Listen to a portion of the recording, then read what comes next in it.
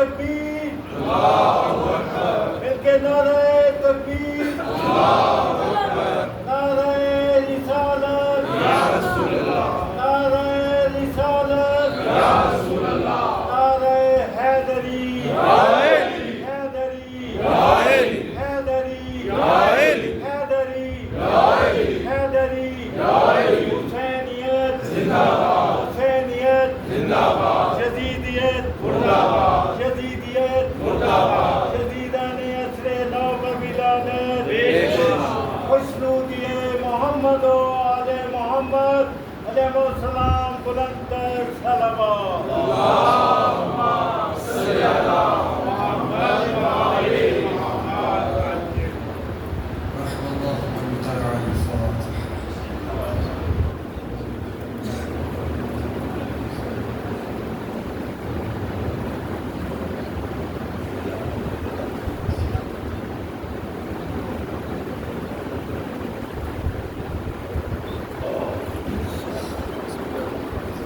ایک بار سورہ الحمد، 3 بار سورہ اخلاص کی قرأت فرما کر بالآخر درود کے ساتھ اور محفوظ سید ربیع حسین زیدی، سید خورشید حسن زیدی، خورشید بانو سیدہ عباس بیگم، حاضرین اپنے تمام مؤمنین کو بالخصوص شہدائے ملت جعفریہ کو شامل فرما کے ساتھ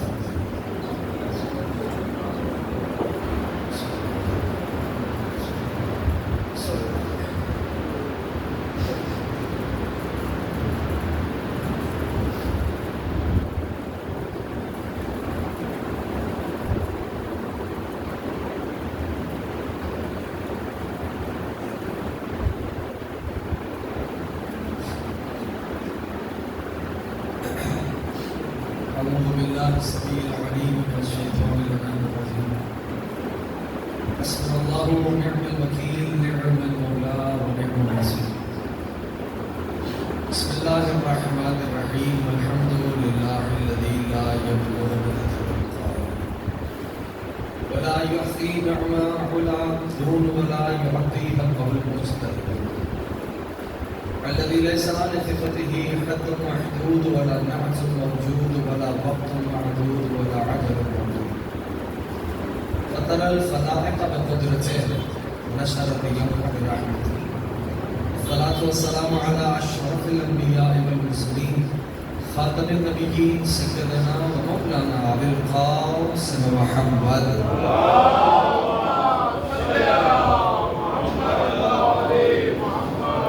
وعلى أهل البيت الطيبين الطاهرين المعصومين المظلومين المنتجبين المنتخبين المهديين. أما بعد، فقد قال الله سبحانه وتعالى في محكم كتابه والفرقان الحميد وقوله الحق وهو أصدق الصادقين. بسم الله الرحمن الرحيم. إنا علينا للهدى وإنا لنا للآخرة والأولى. درود جميع محمد وآل محمد. اللهم صل على آپ حضرات اس سے بہتر ہدیہ سلوات پیش کر سکتے ہیں. اللہم صلی علی محمد و آل محمد. کامیاب ہے ہر وہ فرد جو ذکر سے متوسل ہو. سبب کامیابی، سبب کامرانی ہر اس فرد کی وہی ہستیاں ہیں جن کا یہ پاک، مقدس، طاہر، طیب، طاہر ذکر. توجہ ہے حضرات. بسم اللہ. سورہ مبارکہ واللیل سے ایک آیت مجیدہ کے سفر قرار دیا. رب دو جہاں کا ارشاد مقدس ہو رہا ہے کہ اِنَّا عَلَيْنَا الْهُدَىٰ، ہدایت مجھ پر فرض ہے. اللہ کہہ رہا ہے اِنَّا لَنَا لَلْآخِرَةَ وَالْأُولَىٰ، اور دنیا و آخرت کا حق بھی میرا ہے. اگر تو جڑتے رہیں گے تو بات ہوتی رہے گی. مجمع کے تناظر میں نہ کبھی پڑھا نہ کبھی پڑھوں گا. بات پہنچ جائے آنا سوالت ہو گیا. ٹھیک ہے، بس جتنے بیٹھے ہو سارے کے سارے جڑ کے رہنا تاکہ میں متصل ہو سکوں. باقی اور کچھ نہیں چاہیے. کو دو حصوں میں تقسیم کرے تھے، دو جز ہے اس آیت۔ پہلا ٹوٹا اِنَّا عَلَيْنَا لَلْہُدَىٰ، رب فرما رہا ہے کہ ہدایت مجھ اللہ پہ فرض ہے، پہلا جز ہے۔ دوسرا وَإِنَّا لَنَا لَلْآخِرَةَ وَالْأُولَىٰ، دنیا و آخرت کا حق بھی میرا ہے۔ یعنی اگر تلخیص کروں اور بات تیزی سے بغیر تمہید کے آغاز کر دوں تو یوں سمجھ لیں کہ دو چیزوں کا ذکر کیا۔ پہلے اپنے فرض کا اناؤنسمنٹ کیا، پھر اپنے حق کا اناؤنسمنٹ کیا۔ اگر سارے ساتھ ہیں، دیکھو جب باتیں نامانوس ہوتی ہیں تو جج کرنا تھوڑا مشکل ہوتا ہے۔ باتیں میرے پاس بھی بہت ہیں کہ میں وہی سناؤں اور آپ سے رخصت لے لوں۔ کوشش کیا ہے کہ ایک ذرہ معرفت اگر جھولی میں آ جائے تو محنت سرخرو ہو جائے۔ دو حصے ہیں، اب آپ دل راضی رہیں، دو حصے، دو حصے۔ وہ حصے کیا ہے؟ پہلا ہدایت مجھ پہ فرض ہے، دوسرا دنیا و آخرت کا حق بھی میرا۔ یعنی پروردگار عالم نے اس بات کو اناؤنس کیا، دقت کیجئے کہ اگر دو چیزیں ہوں، ایک حق ہو ایک فرض ہو، پہلے اپنے فرض کو ادا کرو، پھر اپنے حق کا ڈیمانڈ کرنا۔ یہ ہے الہی طریقہ، یہ ہے سنت الہی کہ جہاں اور آپ کی دنیا میں اس گلوب پہ ہو کیا رہا ہے، اس گلوب پہ ہو یہ رہا ہے نا، یہ جو آپ کو جتنے تصادم دکھائی دیتے ہیں، انتشار دکھائی دیتا ہے، اس کے پیچھے ہے کیا؟ یہ در حقیقت اگر تلخیص کریں تو ایسے تلخیص ہوگی کہ یہ حق اور فرض کا تصادم ہے۔ اب آپ اللہ سلامت رکھیں، یہ حق اور فرض کا تصادم ہے۔ یعنی اس گلوب پہ ہو کیا رہا ہے کہ ہر کوئی اپنا حق لینے پہ آمادہ ہے، فرض ادا کرنے پہ کوئی آمادہ نہیں ہے۔ الہی سنت، الہی طریق کیا ہے؟ اب آپ اللہ سلامت رکھیں، الہی طریق کیا ہے کہ جہاں دو چیزیں ہوں، ایک حق ہو ایک فرض ہو، پہلے اپنے فرض کو ادا کرو، پھر اپنے حق کا ڈیمانڈ کرنا۔ الہی طریق کے مقابل ابلیس نے اپنا رستہ بنایا اور وہ کہنے لگا کہ جب پروردگار عالم نے اس سے کہا، واقعہ سنو، میں سب کا دہرانا مقصد نہیں، کہ آدم کو سجدہ کر، کہنے لگا بھائی اسے مٹی سے بنایا ہے، مجھے آنکھ سے بنایا ہے، میں خیر منہ، میں اس سے افضل ہوں، یہ میرا حق ہے، مجھے دے دے۔ یعنی فرض کو بھول گیا، اپنے حق کو مانگنے لگا۔ تو بس ہمیں یہاں سے اصول مل گیا، جو اپنے فرض کو چھوڑ کر حق مانگتا نظر آئے وہی تو ابلیس کو پیدا ہوتا ہے۔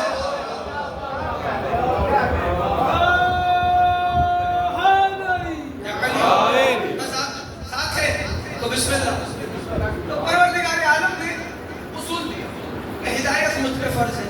اچھا، اپنی ہی تقریر سے مستعار لے کے بات کو آگے بڑھاتا ہوں جملہ کہ جتنی بھی انسان کی ضرورتیں تھیں ہیں، اللہ نے ان ضرورتوں کو انسان سے پہلے بنا دیا۔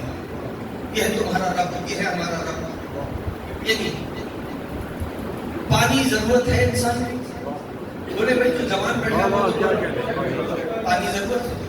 پانی پہلے خلق ہوا، انسان بعد میں خلق ہوا۔ پانی انسان کے ساتھ رہا، انسان چلا گیا، پانی رہ گیا۔ اب ایسے ہی ایگزامپل زور لے لو، آکسیجن انسان کی ضرورت ہے، آکسیجن پہلے خلق ہوئی، انسان بعد میں خلق ہوا۔ آکسیجن انسان کے ساتھ رہی، انسان چلا گیا، آکسیجن۔ یعنی ہمیں یہ اصول ملا، میں زیادہ مثالیں نہیں کہ وقت نہیں برباد کرنا چاہتا، ہمیں یہ اصول ملا کہ جتنی بھی انسان کی نیڈز ہیں، پروردگار عالم نے ان نیڈز کو انسان سے پہلے خلق کر دیا، اور وہ نیڈز و احتیاجات انسان کے ساتھ نہیں، انسان چلا گیا، وہ نیڈز رہ گئی، اصول طے ہو گیا۔ تو آپ قرآن سے پوچھتے ہیں، بسم اللہ الرحمن الرحیم، چیپٹر نمبر 16، ٹھیک ہے، 16واں سورہ، آواز بھی اللہ اخرجکم من بطون امہاتکم لا تعلمون شیئا، تم اس طرح ماں کے پیٹ سے دنیا میں آئے ہو کہ کچھ نہیں جانتے، لا تعلمون شیئا، کچھ نہیں جانتے، ٹھیک ہے نا؟ تو یعنی لفظ بدل کے کہوں تو جملہ سچ ہے، لیکن پروردگار یہی کہہ رہا ہے کہ شکم مادر سے جو دنیا میں آیا ہے وہ جاہل آیا ہے۔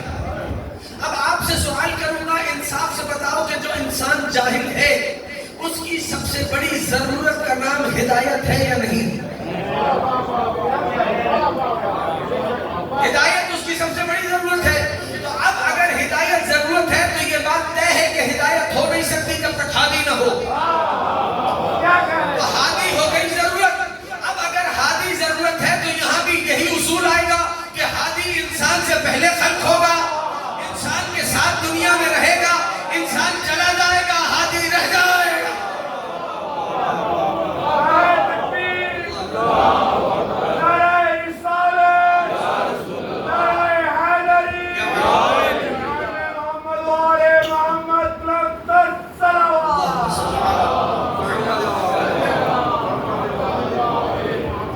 بہتر انداز سے ہدیہ صلوات پیش کریں.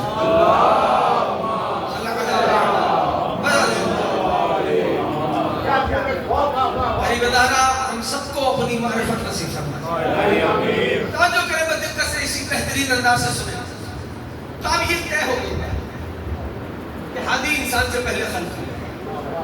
یہی وجہ تھی کہ جسے پہلے بنایا اسی کو پہلا ہادی اناؤنس کیا, اور یہی وجہ رہی کہ آخری کے بعد بھی ایک ہادی رکھا.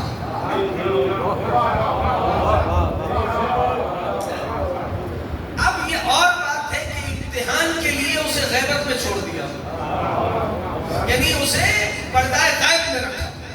اس کے لیے غیبت کو سمجھا پروردگار عالم نے. اور یہ غیبت بھی علماء نے کئی سارے علل بیان کیے ہیں, لیکن میں اشارہ کر کے آگے بڑھ جاؤں. کہا کہیں یہ اس بات کا معاملہ تو نہیں کہ جب تم نے کہا تھا کتاب کافی ہے تو کہا ذرا کچھ عرصے کتاب کے ساتھ, تنہا کتاب کے ساتھ زندگی گزار کے دکھاؤ.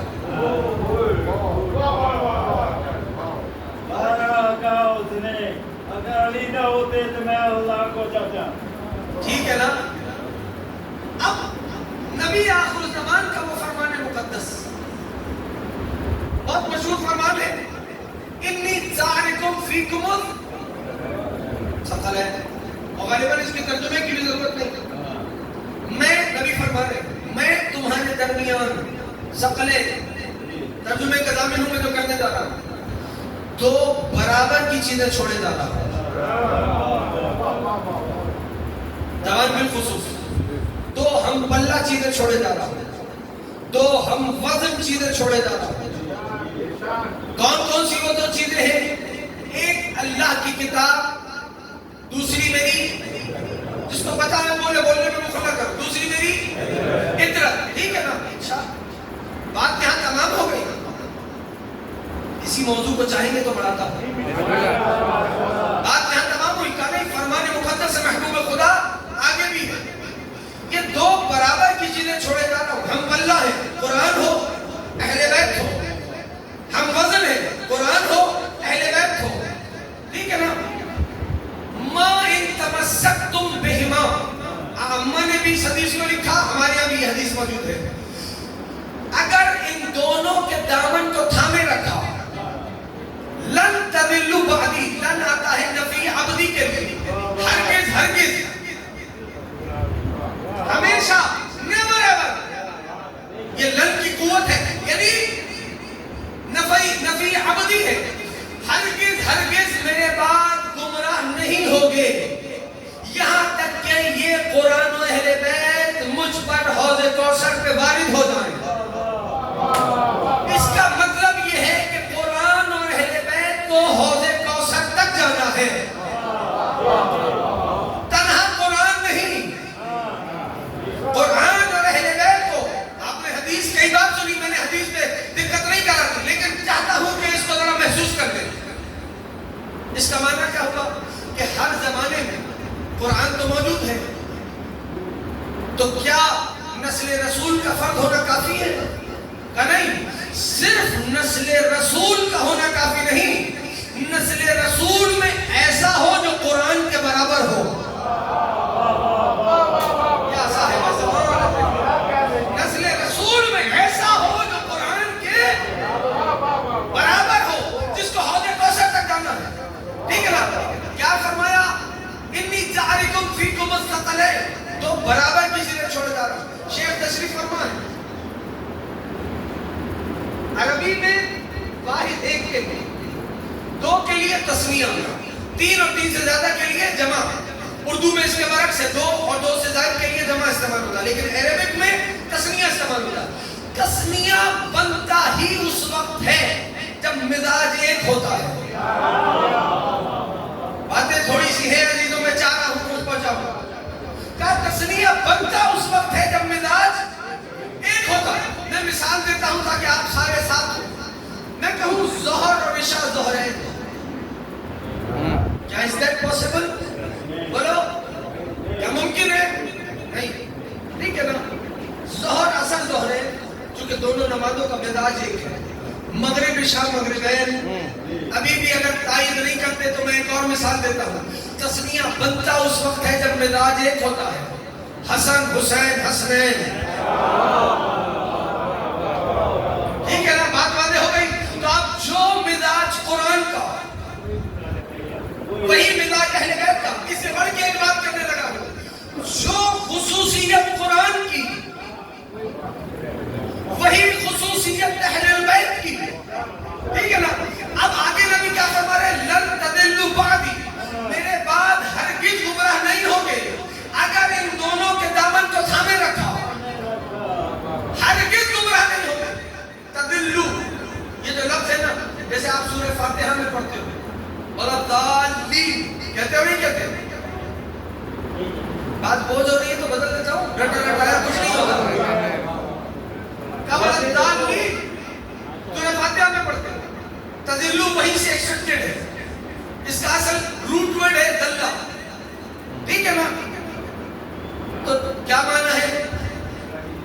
احسن تم گمراہی، یہ معنی ہے جو سامنے کے. اب آئیے ذرا قرآن سے پوچھیں کون کون ضلالت میں ہے. اب عبداللہ نادر ہے. ٹھیک ہے نا. دو مثالیں دیتا ہوں تاکہ آپ سارے ساتھ ہو جاؤ. قرآن کہتا ہے وَمَا دُعَاءُ الْكَافِرِينَ إِلَّا فِي ضَلَالٍ. یہ وہی تضلوا سے ایکسپیکٹڈ ہے دلال. کافروں کی دعا، اب اگر میں آپ کا ترجمہ کروں، گمراہی میں ہے. دعا تو دعا ہے. کہ جب رخ کیا تفسیر کی طرف تو کیا جواب ملا؟ کافروں کی دعا گمراہی میں ہے کہ نہیں؟ اس کا ترجمہ یہ ہے کافروں کی دعا بے اثر ہے. تو ہمیں دلال کا ایک اور معنی ملا، دلال کا ایک اور ترجمہ ملا، بے اثر ہونا. اب مجھے نہیں پتا، میں آپ کو جملہ حوالے کرتا ہوں. کہنا یہ چاہتا ہوں کہ اگر چاہتے ہو کہ دعاؤں میں اثر پیدا ہو جائے، قائم آل محمد کے دامن کو تھامے رکھنا. کیا صاحب زمان، ابھی بھی سارا جتنے بیٹھے ہو سارے ساتھ نہیں آئے. ایک اور مثال، آئذا قرآن آئذا زللنا فی الارض آئنا لفی خلق جدید. مشرکین کا قول ہے، اللہ نے قرآن میں نقل کیا. کیا؟ جب ہمیں دللنا، یہ وہی دال سے نکلا ہے، جب ہماری ہڈیاں زمین میں گل سڑ جائیں گی. آئنا لفی خلق جدید، کیا اللہ دوبارہ اٹھائے گا؟ تو زللنا یعنی ہمیں دال کا ایک اور ترجمہ ملا، ہڈیوں کا قبروں میں گل سڑ جانا. توجہ ہے؟ ہڈیوں کا قبروں میں گل سڑ جانا، یہ ایک اور ترجمہ ملا. تو اب میں جملہ کہتا ہوں، اگر چاہتے ہو کہ قبروں میں ہڈیاں نہ گلے نہ سڑے، قائم آل محمد کے دامن کو تھامے رکھنا. جو ابھی بھی حیران چہروں سے دیکھ رہا، مجھے پتا ہے مجلس کا عموماً اس انداز کا موضوع ہوتا نہیں ہے، لیکن میں کوشش یہ ہے کہ بچوں اور جوانوں تک بات کو منتقل کروں. یعنی اگر چاہتے ہو کہ قبروں میں ہڈیاں نہ گلے نہ سڑے، قائم آل محمد کے دامن کو تھامے رکھنا. جو ابھی بھی ساتھ نہیں ہوا اس کے لیے مثال دیتا ہوں. ارے جو ان کی ولا لے کے دنیا سے جاتا ہے، 1000 سال بعد بھی جب بادشاہ قبر کھولتا ہے تو پیشانی پہ حر کی رومال یوں ہی دکھائی دیتا. توجہ کریں، قائم آل محمد کے دامن کو جس طرح دنیا آگے بڑھے، کوئی چاہے نہ چاہے، کوئی مانے نہ مانے، ہمارا اٹھتا ہوا بڑھتا ہوا ہر قدم ہمیں اپنے مولا کے ظہور سے قریب کر رہا ہے. ہاں جس کا عقیدہ ہے بولے، جس کا نہیں تو بالکل خاموش رکھ. مشکل کوئی نہیں، عقیدہ تھوپنے کی عادت نہیں. میرے مولا کے ظہور سے ہر بڑھتا ہوا قدم، مولا غیبت میں ہے. یعنی کیا ہے؟ دیکھو میں پھر پوچھ رہا ہوں، پڑھوں؟ دیکھو انبیاء اور ائمہ، ان کی مثال اس امت کے باپ کی مثال ہے. ٹھیک، ابھی بھی یقین نہیں، مطمئن نہیں تو میں حدیث پڑھتا ہوں. محبوب خدا رحمت العاشقین سید المشتاقین حضرت محمد مصطفیٰ صلی اللہ علیہ وسلم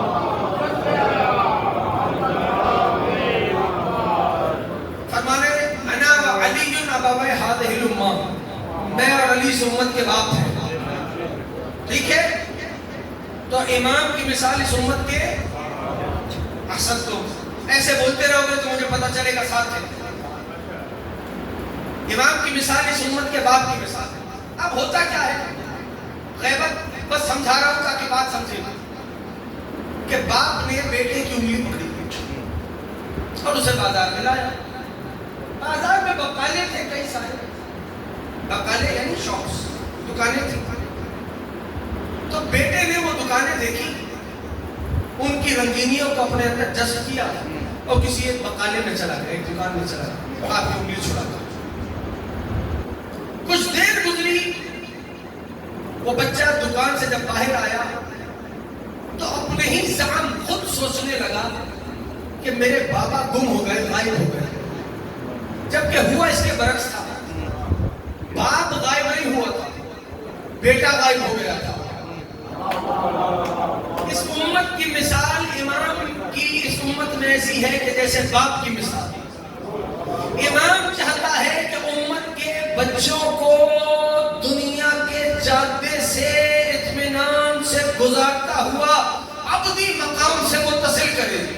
لیکن بچہ اپنی فطرت سے مجبور ہوتا ہے اور وہ دنیا کی رنگینیاں دیکھ کے باپ کا انگلی چھوڑ دیتا ہے اور پھر وہ دنیا کے بقالوں میں چلا جاتا ہے. اور جب ان دکانوں سے باہر آتا ہے تو یہ سوچتا ہے کہ بابا غائب ہو گئے. غائب باپ نہیں ہوا، غائب بچہ ہوا ہے. غائب بابا نہیں ہوئے. یہی وجہ ہے کہ جب میرے سید کا ظہور ہونا ہے، ہر مومن یہ کہے گا یہ امام تھے، انہیں تو ہم نے دیکھا ہوا تھا. جب میرے سید و سردار کا ظہور ہونا ہے تو ہر مومن کہے گا یہ مولا تھے، ان کا تو دیدار ہوا تھا. تو توجہ کریں، غائب بچہ ہوا، غائب باپ نہیں ہوا. یعنی غیبت کی ایک اور مثال دے کے میں بس اپنی منزل سے متصل ہوں جوانوں کے لیے تاکہ آسان ہو. غیبت یعنی کیا؟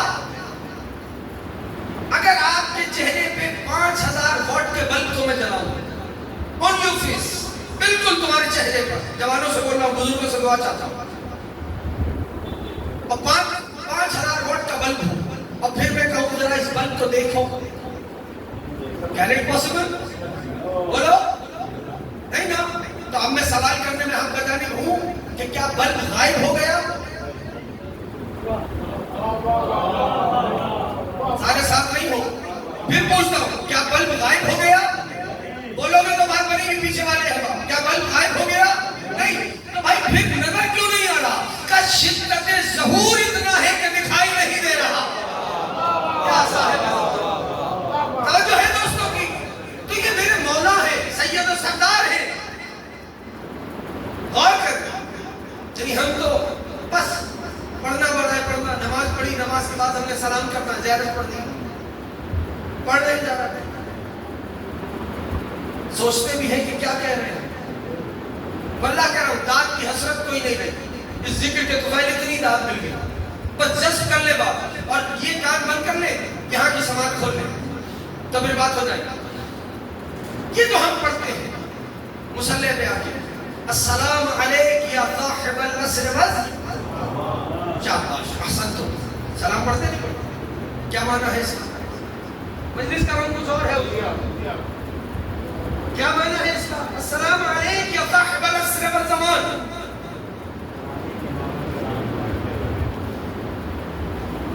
صاحب یعنی کسی کا گھر ہے، ٹھیک ہے، اور وہ اونر ہے، تو عربی میں اس کو کہتے ہیں صاحب الدار، گھر کا مالک. ٹھیک، تو ترجمہ کیا ہوگا؟ اے زمانے کے مالک آپ پر سلام. میں تمہارے امام کی بات کر رہا ہوں. چلو میں اور آسان کرتا ہوں. سلطان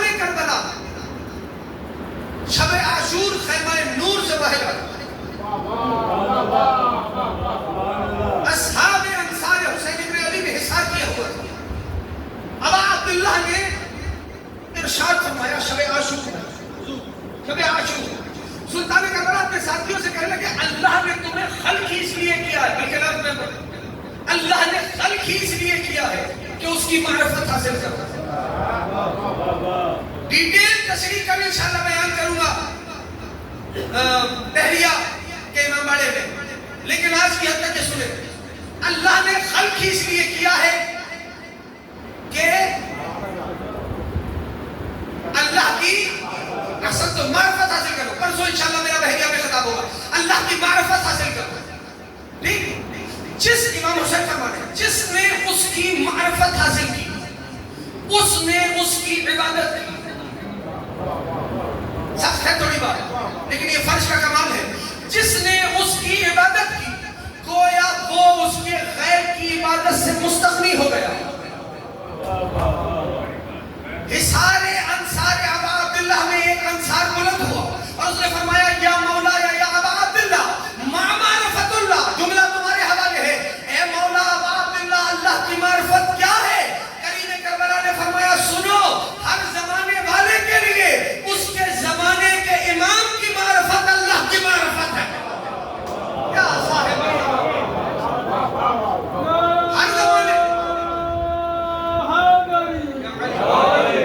ہر زمانے والے کے لیے اس کے زمانے کے امام کی معرفت اللہ کی معرفت. توجہ ہے دوستوں کی؟ تو یہ ہے میرے مولا کی معرفت. ہاں یوں ہی فرمان سنتے رہتے ہو، بس سننا برائے سننا. من معجب لم یعرف امام زمانہ ما تبیتۃ جاہلیہ. کیا معرفت ہے؟ جو ماں باپ بیٹھے ہو تم پہ لازم ہے کہ جب رات میں سفرہ چن دیا جائے، سفرے پہ دسترخوان چن دیا جائے، کھانا چن دیا جائے، تو پھر کم سے کم ایک واقعہ تو اپنے صاحب الزمان کا اپنے بچوں کو سناؤ. کیا معرفت ہے اپنے مولا کی جس کی میں اور تم ریت ہے؟ کیا جانتے ہیں اپنے سید کے بارے میں؟ یہ جو ہم زیارت میں سلام پڑھ رہے ہیں، السلام علیک یا مولانا یا صاحب العصر والزمان، ارے اسی کا کیا معنی ہے؟ بس ایک سے دو باتیں سنو اور مجھے رخصت دو. کیا معنی ہے اس کا؟ پڑھنا برائے پڑھنا. مجھے معاف کر دینا، میں جوانوں سے بول رہا ہوں، بزرگوں سے خطاب نہیں، بزرگوں سے دعا چاہیے.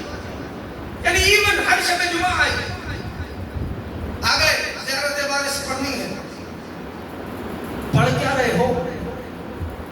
صرف عربی یا ٹھہر کے رک کے ترجمہ ہی پوچھ رہے ہو؟ سمجھ میں السلام علیکم یا وارث آدم وصفت اللہ کیا مطلب ہے؟ زیارت عاشور جسے پوچھو قبلہ میں زیارت عاشور ریگولر پڑھتا ہوں، احسن تو بہت اچھی بات ہے،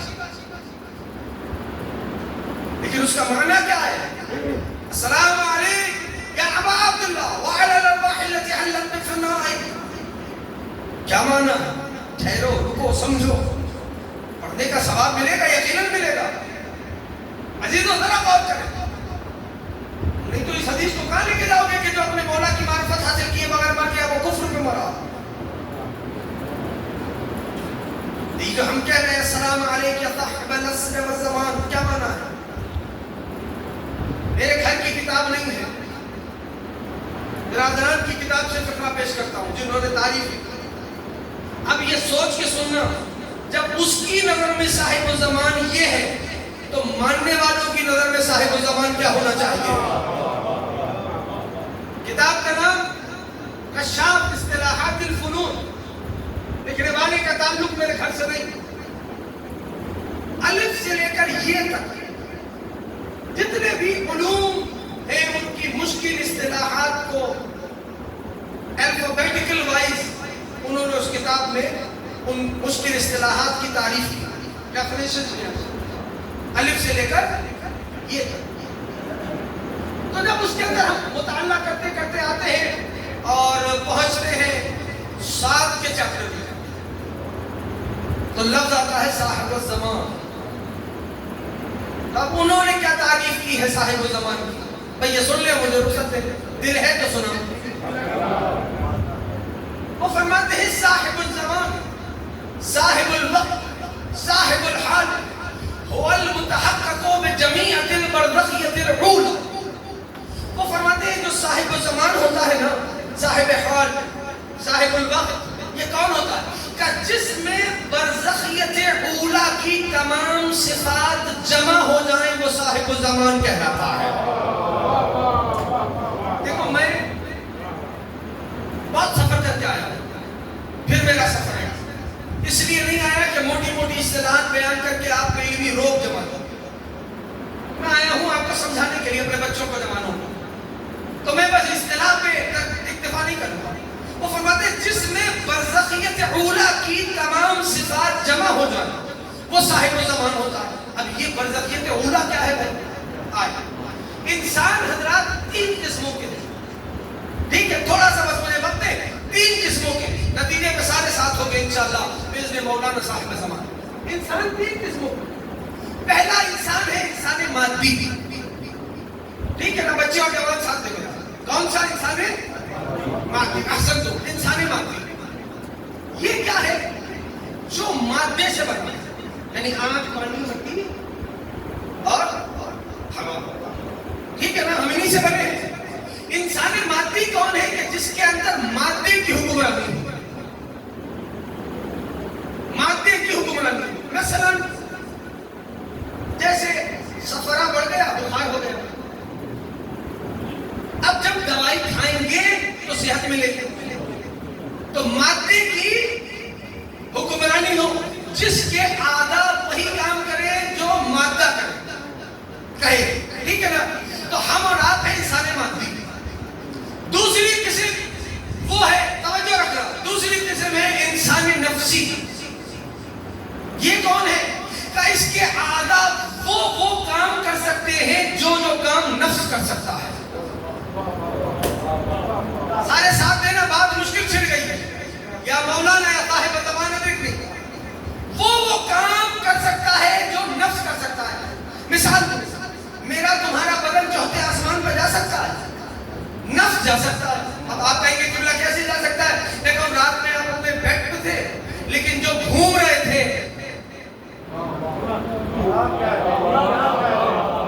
یعنی جو آپ سیر کر رہے تھے وہ آپ کا نفس چل رہا تھا. اس کا مطلب یہ ہے کہ نفس جا سکتا ہے. ہم ہیں انسان مادی، ہم نہیں جا سکتے. لیکن جو انسان نفسی ہوتا ہے وہ چوتھے آسمان پہ رہتا ہے. اس لیے عیسیٰ علیہ السلام انسان نفسی ہے. چلو اور آسان کرو. فار ایگزامپل ہر انسان کی پلاننگ ہوتی ہے کہ بھائی فنڈز آ جائیں تو میں گھر بناؤں گا. ہے ایسا یا نہیں؟ ابھی آپ نے سوچا، صرف سوچا، ٹھیک، ذہن میں خاکہ آیا گھر کا یا نہیں؟ بولو بھائی جوانو، آیا نا؟ تو کیا وہ باہر وجود رکھتا ہے گھر؟ نہیں رکھتا. لیکن ذہن میں تو آ گیا، تو پتا چلا نفس خالق بھی ہے. نفس خالق بھی ہے. چونکہ عیسیٰ علیہ السلام انسان نفسی ہے، اسی لیے مٹی سے پرندہ خلق کرتے ہیں. اب تیسری مثال کہ مجھے جانا ہے شارع پہ، تو میں دروازے کا محتاج ہوں کہ دروازے سے جاؤں گا، لیکن میرا نفس تو احتیاط نہیں رکھتا، وہ تو کہیں سے بھی چلا جائے. چونکہ حضرت عیسیٰ علیہ السلام انسان نفسی ہے، اسی لیے غیب کی خبریں دیتے ہیں. سب تو وہی بات مجھے اندازہ ہے. ٹھیک، تیسری اور آخری قسم انسان عقلی. اب سارے جڑو گے انشاءاللہ. کون سی انسان عقلی؟ یہ کون ہے؟ کہ جو عقل کر سکتی ہے، ان کا ہر عضو بدن وہ کر سکتا ہے. توجہ سے سننا، توجہ سے سننا. میں انسان مادی ہوں، میں اپنے بدن کے ساتھ عرش پہ نہیں جا سکتا. لیکن جو انسان عقلی ہوتا ہے نا، اس کی صرف عقل نہیں جاتی، وہ نالین سمیت عرش پہ چلا جاتا. کیا صاحب زمان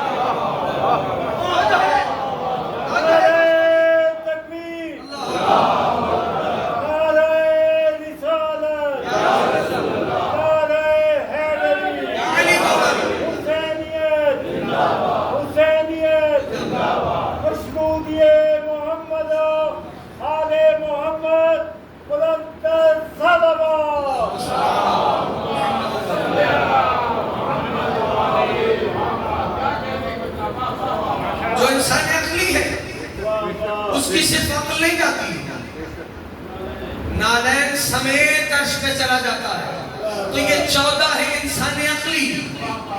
اب وہ فرماتے ہیں صاحب الزمان وہ ہوتا ہے جس میں برزخیت اولا کی تمام صفات جمع ہو جائیں. ان ادر ورڈز اگر میں سمجھاؤں تو جس میں یہ ساری صفات یکجا ہو جائے اسے صاحب النصر و زمان کہا جاتا ہے. صرف یہاں پہ بات رکتی نہیں ہے، ان کی تعریف یہاں نہیں رکتی. وہ فرماتے ہیں یہ جو صاحب الزمان ہوتا ہے نا، خارج عن حکم الزمان، صاحب الزمان جو ہوتا ہے وہ زمانے کے حکم سے خارج ہوتا ہے. دو غیبتیں میرے مولا کی. پہلی غیبت غیبت صغریٰ 260 ہجری سے شروع ہوئی، 329 329 ہجرہ تک چلی. 329 سے لے کر ابھی تک غیبت کبریٰ، اور جب تک چاہے گا پروردگار تب تک رہے گی. ٹھیک ہے نا؟ کتنی طویل غیبت ہو گئی سرکار کی. کہا زمانے کے حکم سے خارج ہوتے ہیں. جب ظہور فرمائیں گے تو 40 برس کے جوان دکھائی دیں گے. آپ کی مرضی ہے. میں تو میں چاہتا ہوں کہ کچھ مولا کے بارے میں کچھ باتیں اپنے دوستوں کی خدمت میں ہدیہ کروں. ہاں دیکھو علامات آپ نے سن رکھی ہوں، وہ سنانا مقصد نہیں. جیب میں میرے پاس بھی بہت ساری باتیں ہیں جو میں کر کے چلا جاؤں. ٹھیک ہے نا؟ لیکن دقت سے ایک زمان بھی اگر متصل ہو گیا تو میری محنت سوالت ہے. وہ فرماتے ہیں خارج عن حکم الزمان، جو صاحب الزمان ہے وہ زمانے کے حکم سے خارج ہے.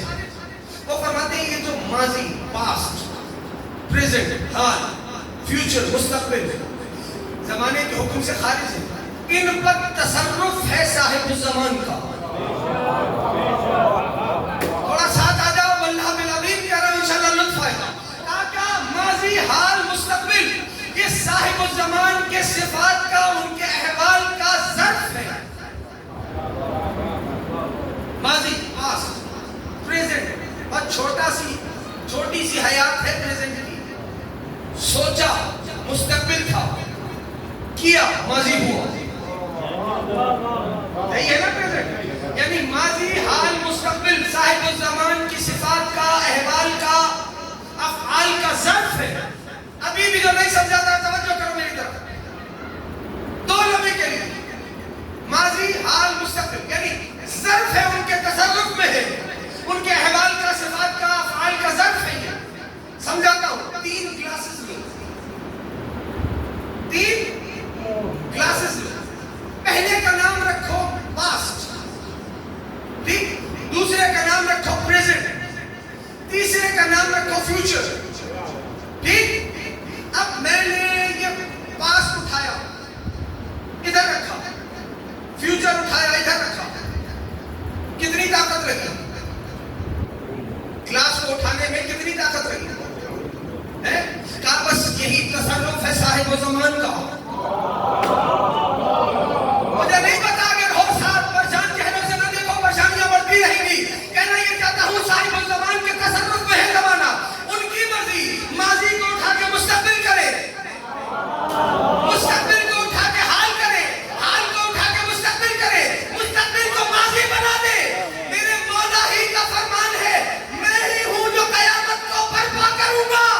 مولا کیسے کریں گے؟ کہا ابھی بھی نہیں سمجھا. 3 گلاسوں ہی کو تو توڑنا ہے.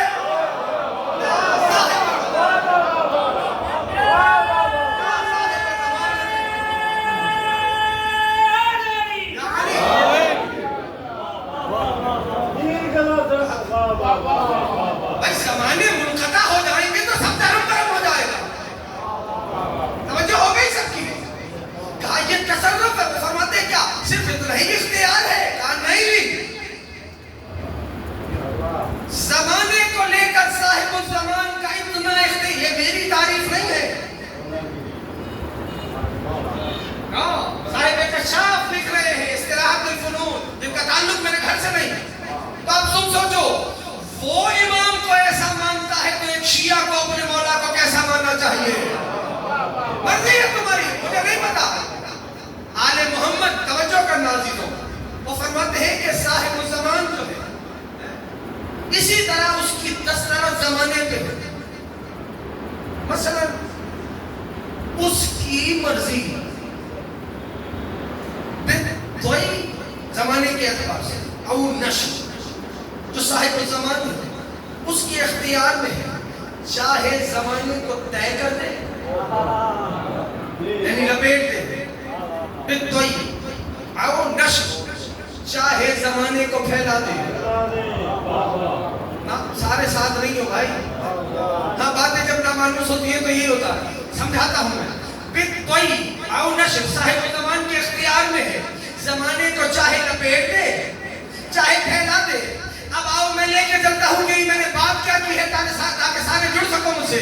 کہنا یہ چاہتا ہوں میرے دوستوں میرے عزیزوں، اس زمانے کا ایک صاحب زمان تھا جس نے زمانے کو اتنا لپیٹ دیا کہ وہ معراج پہ گیا اور واپس آ گیا، اور اتنا زمانے کو پھیلا دیا کہ پانی کی روانی میں بھی انقطاع نہیں آیا.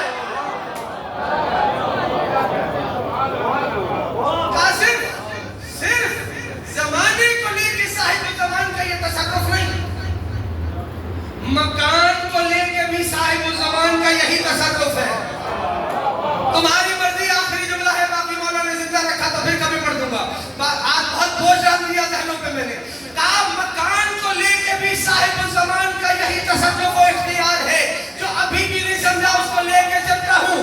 اللہ طول عمر دے بزرگوں کو. کہنا یہ چاہتا ہوں بھائی کہ صاحب الزمان کی مرضی کہ دنیا کو اتنا سمیٹ دے کہ ایک بندہ بھی نہ سمجھ سکے.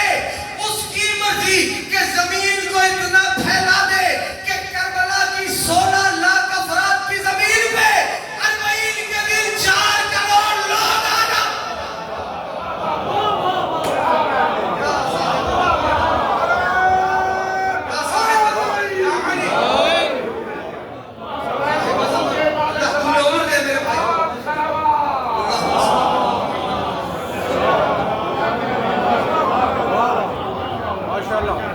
مولا کی سید کی خوشنودی کے لیے سے بہتر سارے سلوات ہدیہ کرو. اللہم صلی علی محمد و آل محمد. توجہ کر رہے ہیں عزیزوں؟ یہ ہے میرا مولا. اب جب مصلی پہ کھڑے ہو کے سلام کرنا تو یہ بات یاد رکھنا کہ کس کو سلام کر رہے ہو. السلام علیک یا مولانا یا صاحب النصر والزمان. تم کس امام کی رعیت ہو؟ ذرا غور کرو، ذرا سوچو. اور جب ناز ہونے لگے تو مصلی بچھا کے 2 رکعت شکرانہ ادا کرو. پھر سید فرماتے ہیں کہ میرا کوئی بھی چاہنے والا میری نگاہوں سے بوجھل نہیں. یہ توقی مبارک میں مولا نے کہا. توقی سمجھتے ہو بچوں جوانوں؟ توقی کیا ہے؟ وہ خط جو امام لکھے. ادب ملحوظ ہونا چاہیے. آل محمد کے دربار میں لفظوں میں بھی ادب ہونا چاہیے. ادب بہت قیمتی ہے. اگر آپ روبرو چھوٹے حضرت کے عالم کے پاس کھڑے ہیں، حضرت ابو فضل کے عالم مقدس کے قریب ہے، تو آپ کے لہجے میں ادب ہونا چاہیے. فرش ادا پہ آ رہے ہو باوضو ہو کے آنا چاہیے. نہیں، ادب بہت قیمتی ہے.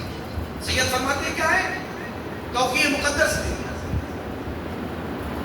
کہ ہم ہر لمحہ اپنے چاہنے والوں کو، ہماری نگاہوں میں ہے ہمارا چاہنے والا. اگر ایک لمحے کے لیے ہمارے چاہنے والوں پر سے ہماری نگاہ ہٹ جائے تو دشمن نیست و نابود کر دے. جوانوں سے کہہ رہا ہوں میں، جب بھی قدم اٹھاؤ کوئی سوچ کے اٹھانا، مولا دیکھ رہا ہے. توجہ سے سننا. اس کو دنیا کسی اور انداز سے لیتی ہے، میں کسی اور انداز سے. مولا کیا فرماتے ہیں؟ ہماری نگاہیں ہیں. اور جب ہماری نگاہیں ہیں، ایک لمحے کے لیے ہماری نگاہیں تم سے ہٹ جائیں تو کیا ہوگا؟ دشمن نیست و نابود کر دے گا. اس کا معنی کیا ہوا جانتے ہو؟ ہر شیعہ کا وجود میرے امام کے ہونے پہ دلیل ہے. ہر ان کے حکمدار کا، دنیا کے مذاہب اٹھاؤ، مسائل اٹھاؤ، میرے بھائی ممبر پہ بیٹھ کے بولتا ہوں، ہر مذہب نے نام بدل کے صحیح ایک آخری نجات دہندہ کا تصور پایا جاتا ہے. کہیں ہادی، کہیں مہدی، کہیں منتظر، کہیں حجت نہیں کچھ. ہر کوئی انتظار نہیں کہ ایک آئے گا جو سب کو بچا لے جائے گا. اور یہی میرے مولا جو میرے اور تمہارے امام ہیں، جب نوحہ پڑھتے ہیں اپنے جد غریب کا،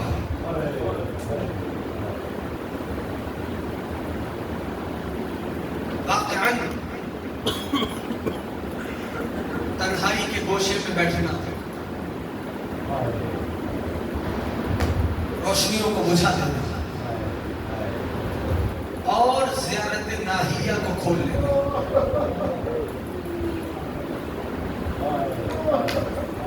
آپ کو احساس ہو جائے گا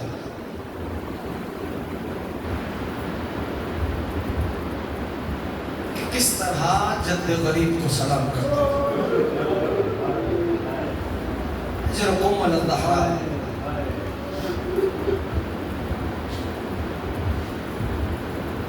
عزیزانو، عجیب ہے واقعہ، سخت ہے. شبیہ تابوت مولا امام زین العابدین پر عمل ہے.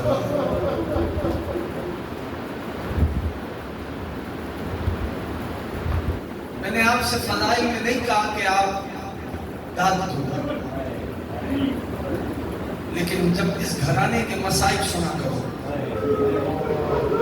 تو اپنی آوازوں کو آزاد کر دیا کرو.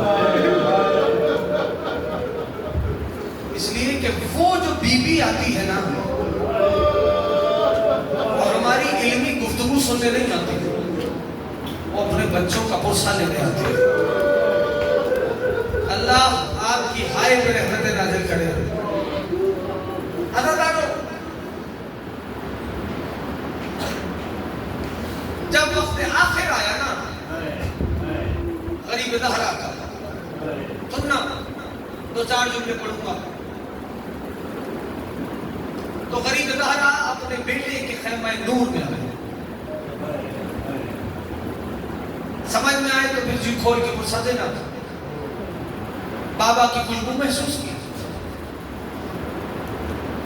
چاہتے امام نے، فرزند حسین ابن علی نے اپنی آنکھیں کھولی. بات اس سے کر رہا ہوں جو کربلا محسوس کرتا ہوں، جو سن کے گزرنے کا عادی ہے، اس سے بات ہی کوئی نہیں. عرض ادب کی، بابا کو سلام کیا. بابا کے چہرے کو دیکھا، ریش مقدس حسین لہو میں تر تھی. دعائیں کرنے والوں، جناب مادر سادات راضی رہے. جا بجا لباس مقدس میں لہو لگا تھا. جانتے ہو سید سجاد مولا نے بابا کے داہنے جانب دیکھا، بابا کی بائیں جانب دیکھا. بس چاہتے تھے کہ اٹھے کوہنیوں پہ زور دینے لگے.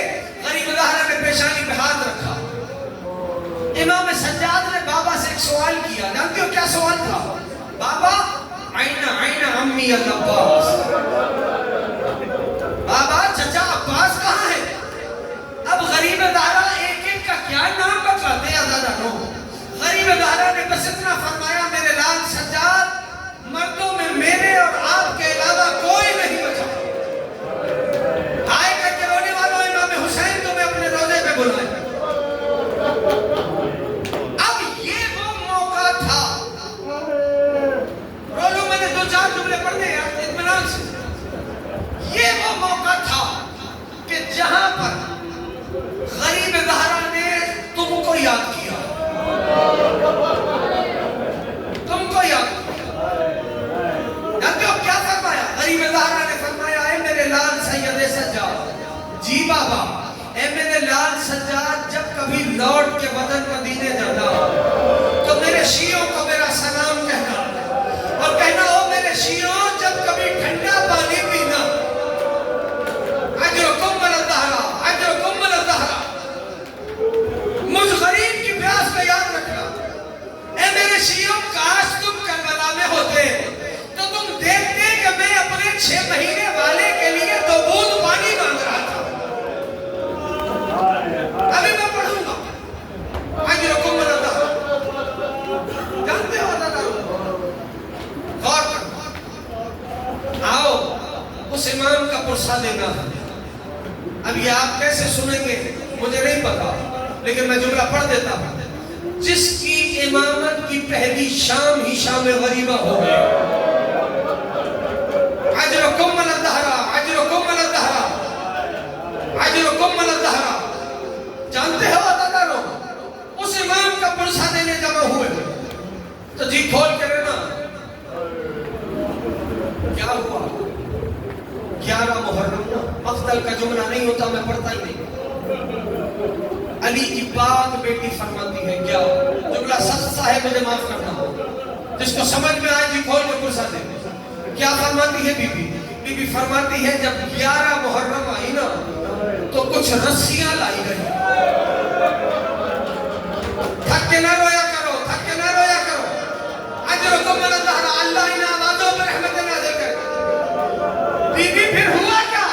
پھر ہمیں ایسے باندھا گیا جیسے بھیڑ بکریوں کو باندھا جاتا ہے.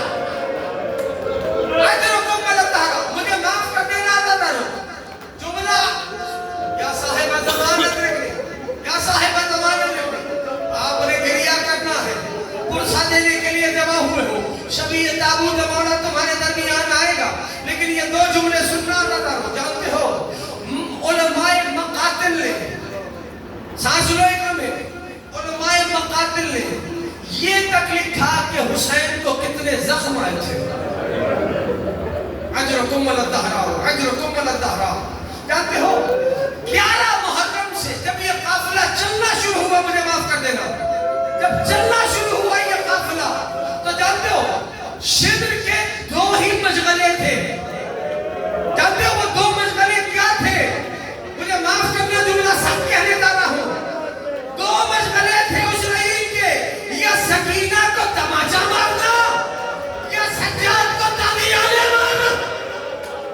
اجرکم من اللہ، اجرکم من اللہ. جانتے ہو یہ علماء مقاتل نے غریب زہرا کے کتنے زخم آئے یہ بھی لکھا، تلوار کے کتنے زخم تھے یہ بھی لکھے، نیزوں کے کتنے زخم تھے یہ بھی لکھے، کس نے کتنی بار خنجر سے وار کیا یہ بھی لکھا. سرکار میر انیس رحمت اللہ تعالی علیہ نے یہ مصرع کہہ دیا، 1900 زخم تلے چاک چاک پر، زینب نکل تب حسین تڑپتا ہے خاک پر. لیکن جانتے ہو علماء مقاتل 2 چیزوں کی تعداد نہیں لکھ سکا. مجھے معاف کرنا. جانتے ہو وہ 2 چیزیں کون سی ہیں؟ ایک علماء مقاتل یہ نہیں لکھ سکا کہ سکینہ کو کتنے تماچے مارے گئے. دوسرا یہ نہیں لکھ سکا کہ سجاد کو کتنے تالیانے مارے. اجرکم من اللہ، اجرکم من اللہ، اجرکم من اللہ. جانتے ہو آتا بس آخری جملہ سنو، میں نے بات تمام کر دی. گریہ ہوا، مجلس تمام ہوئی، آنکھ سے آنسو آ گئے، مجلس مکمل ہو گئی. لیکن یہ ایک آخری جملہ سنو عزیزانو، تاریخ لکھتی کیا ہے کہ یا صاحب زمان، ہاتھوں میں ہتھکڑیاں، پیروں میں بیڑیاں، گلے میں توق، صرف توق. اس گھرانے کے مسائل کو محسوس کیا کرو، صرف توق خاردار. جانتے ہو اب جا کے علماء سے پوچھنا کہ وہ جو توق ہتھکڑی بیری تھی اس کا وزن کتنا تھا. بے کجاوا اونٹوں پہ علی و بطول کی بیٹیاں تھیں. جانتے ہو ادا کرو، مجھے معاف کر دینا. ایک اسرائیل راہ میں ایک ایسا موقع بھی آیا کہ جہاں میرے چوتھے امام پیروں کو پھیلا کے بیٹھ گئے، آنکھوں سے آنسو جاری تھے. حسین کی بیٹی روایت فرماتی ہے، 4 برس والی بی بی فرماتی ہے، میں بھیا کے پاس آئی، میں نے بھیا سے پوچھا، بھیا میں نے کبھی بھی آپ کو ایسا بیٹھا ایسے بیٹھے ہوئے نہیں پایا. امام سجاد فرماتے ہیں، بہن میں کیا کروں، میرے پیروں میں آبلے ہیں، آبلوں میں کانٹے ہیں. حسین کی بیٹی کہتی ہے، بھیا نہ گھبراؤ میرے ہاتھ. سید سجاد کہتے ہیں، بہن میرے ہاتھوں میں ہتھکڑیاں ہے. بی بی کہتی ہے، بھیا نہ گھبرا، میں تیرے کانٹوں کو نکالوں گی. جاؤ، میں نے کتابوں میں پڑھا ہے کس راستے سے اہل حرم کو لے جایا جاتا تھا. کہیں نوکیلے پتھر ہوتے تھے، کہیں خاردار رستے ہوتے تھے. وہ کانٹے ایسے تھے کہ اگر ایک بار جسم میں پیوست ہو جائیں تو دوبارہ نکالے نہیں جا سکتے تھے. آخری